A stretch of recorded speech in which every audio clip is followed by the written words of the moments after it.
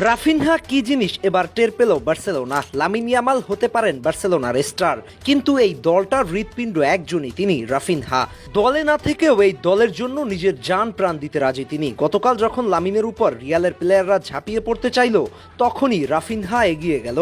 তাই প্রশ্ন রাখতে চাই, কি বার্সেলোনার সমর্থকরা রাফিনহার ইনজুরিতে কেমন উপভোগ করলেন এবারের এল ক্লাসিকো?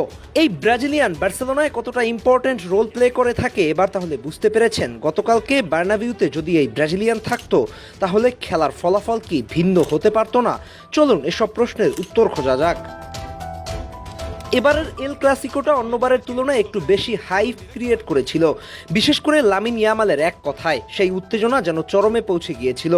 কিন্তু আশ্চর্যের বিষয় হলো, বার্সেলোনা এই মুহূর্তে তাদের সেরা উইঙ্গার রাফিনহাকে ছাড়া মাঠে নামতে যাচ্ছে, সেটা বোধহয় ভুলে গিয়েছিল এই তরুণ তুর্কি ইয়ামাল।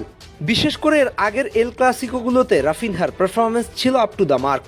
যেভাবে লেফট সাইড থেকে মুভমেন্ট ক্রিয়েট করেছে, তা আপনি গতকালকের ম্যাচে দেখেছেন।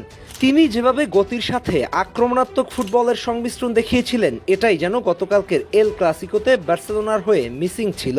বিশেষ করে এবছরের মে মাসে বার্সেলোনা এবং রিয়াল মাদ্রিদের মধ্যকার যে এল ক্লাসিকো অনুষ্ঠিত হয়েছিল, সেখানে 4-3 গোলের ব্যবধানে জয় পেয়েছিল কাতালান ক্লাব বার্সেলোনা।